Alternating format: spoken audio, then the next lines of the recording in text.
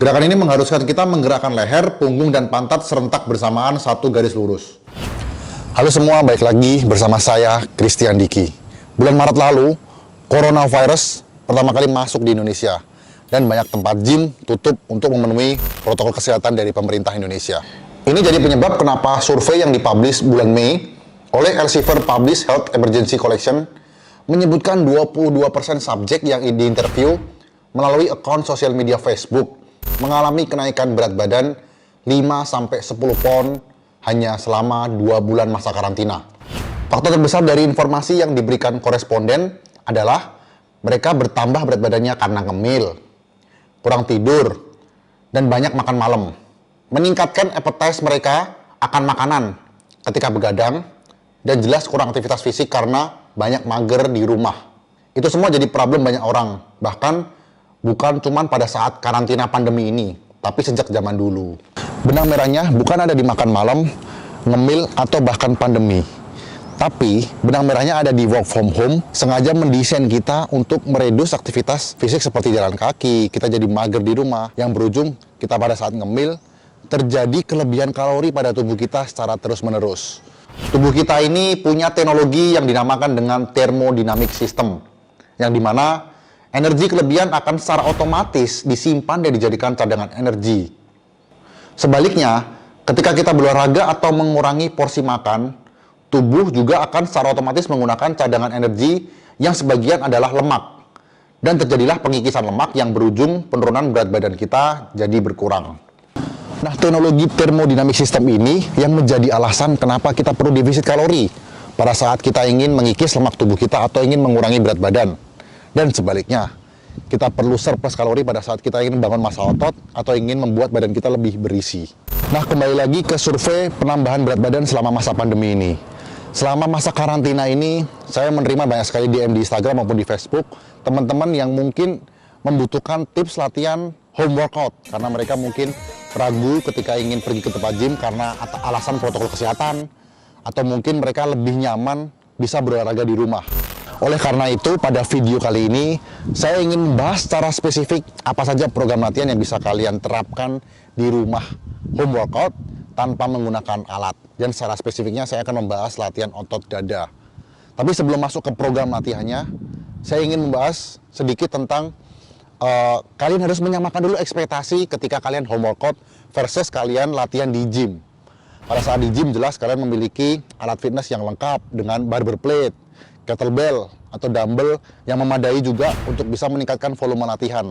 Dan juga pada saat kalian pergi ke tempat gym, banyak sekali mesin-mesin yang modern. Tapi pada saat kalian di rumah, kalian menggunakan alat seadanya, atau mungkin menggunakan botol plastik diisi pasir, atau bahkan tidak menggunakan alat sama sekali, hanya menggunakan berat badan tubuh. Jadi ekspektasi kalian harus disamakan dulu, bahwa intensitas dan volumenya tidak akan bisa sebaik ketika kalian pergi ke tempat gym. Salah satu kunci untuk bisa membangun massa otot pada program hypertrophy adalah menerapkan progressive overload, yang artinya kita harus memberikan stres yang semakin sedikit semakin bertambah, entah dari beban, set, volume maupun intensitas latihan kita. Nah, problem ketika kita berada latihan di rumah, kita tidak memiliki beban yang memadai. Dari riset dan penelitian juga menyebutkan bahwa tubuh mengalami peningkatan elektromyografi pada kekuatan dan ukuran otot bila melakukan aktivitas latihan beban yang intensitasnya lebih tinggi. Elektromyografi ini disingkat dengan EMG atau alat ukur aktivitas elektrik yang terdapat pada syarat serabut otot. EMG bisa digunakan buat mengukur progres latihan kita dan mengukur kekuatan dan ukuran otot kita. Semakin tinggi intensitas latihan, semakin tinggi juga hasil tes dari EMG pada otot kita. Jadi sekarang kamu sudah paham bahwa ketika kamu ingin membangun massa otot di rumah, intensitasnya tidak bisa sebaik ketika kita pergi ke tempat gym. Untuk itu, di sini kita perlu realistis bahwa hasilnya tidak akan sebaik dan secepat ketika kita pergi ke tempat gym. Tapi nggak masalah, meskipun kamu ragu mungkin pergi ke tempat gym karena alasan protokol kesehatan, atau tempat gym kamu tutup selama masa pandemi, nggak perlu khawatir, kamu masih bisa membangun massa otot hanya dengan ekspektasi dan harapan yang lebih realistis. Saya simpulkan ada 3 poin yang perlu kamu perhatikan untuk latihan pembentukan otot di rumah. Yang pertama, lakukan latihan dengan intensitas tinggi di RPI 8-10.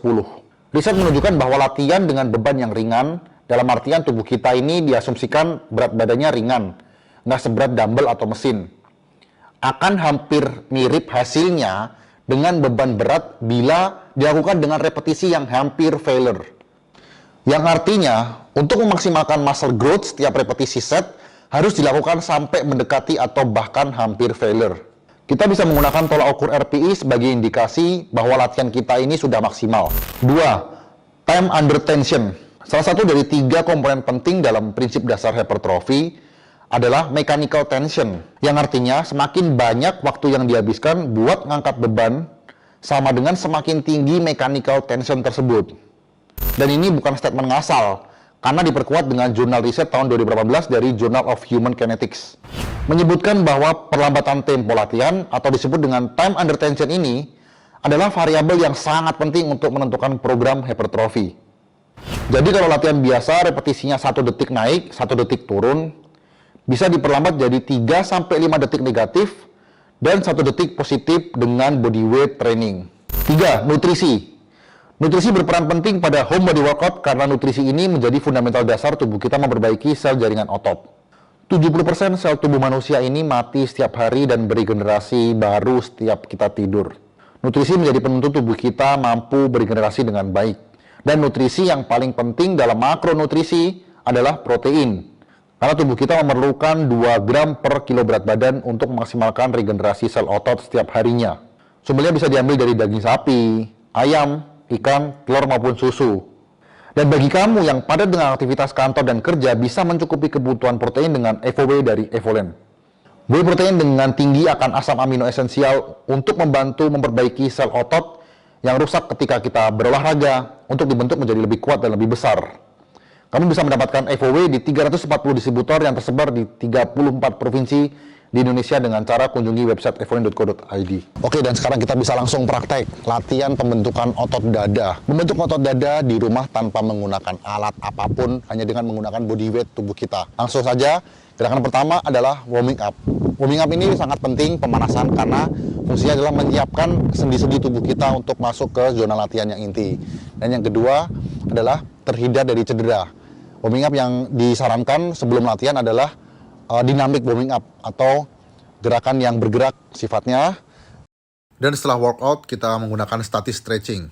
Jadi gerakannya diem sebagai perenggangan. Jangan kebalik ya. Jadi dinamik sebelum latihan, statis setelah latihan. Gerakan pertama push up reguler. Latihan ini berfokus membangun dada, tricep, dan bahu depan. Buka tangan selebar bahu dan jaga pantat tegap lurus dengan bahu dan kepala. Tarik nafas pada saat badan turun dan buang nafas pada saat badan naik. Lakukan 20 repetisi 4 set. Masuk ke gerakan kedua, berfokus melatih dada atas yaitu pike push up. Sebagai pengganti incline barbell press. Angkat pantat lebih tinggi dari posisi badan. Jaga postur dada tetap tegap dan tangan buka selebar bahu.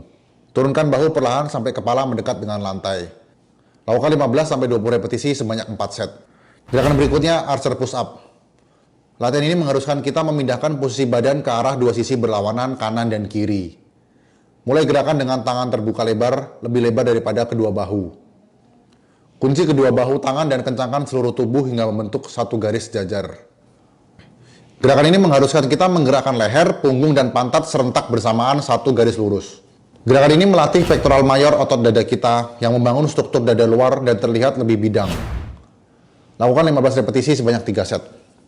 Gerakan keempat, hampir mirip dengan latihan pertama, bedanya tangan kita sedikit lebih lebar dari bahu. Wide grip push up. Perbedaan dengan regular push up adalah semakin lebar tangan kita, semakin tinggi tension pada dada dan bahu. Dan jelas semakin berat mengeksekusi gerakannya. Lakukan 15-20 repetisi sebanyak 4 set. Gerakan terakhir, tempo push up. Seperti yang sudah tadi saya jelaskan, time under tension sangat menentukan intensitas latihan kita. Dan tempo push up menjadi salah satu opsi buat kita yang nggak bisa latihan beban di gym. Karena semakin banyak temponya, semakin parah muscle breakdown. Tahan negatif repetisi 5 detik dan sebaliknya 5 detik untuk positif repetisi. Lakukan 5 repetisi dengan total 50 detik. Oke guys, itu tadi home body workout, latihan membangun otot dada di rumah tanpa menggunakan alat apapun. Bagi kamu yang pengen dibuatkan tutorial latihan video atau ingin membahas tentang fitness, nutrition, dan diet tentang apa, atau ada pertanyaan, bisa langsung komen di link YouTube video ini. Dan jangan lupa like, comment, dan subscribe video saya supaya kamu nggak ketinggalan ketika saya memberikan informasi tentang fitness, nutrition, dan juga diet. Jangan lupa juga follow Instagram gua, Christian Diki, supaya kamu juga nggak ketinggalan tentang informasi tentang fitness. Oke? Semoga bermanfaat. Sampai ketemu di video berikutnya.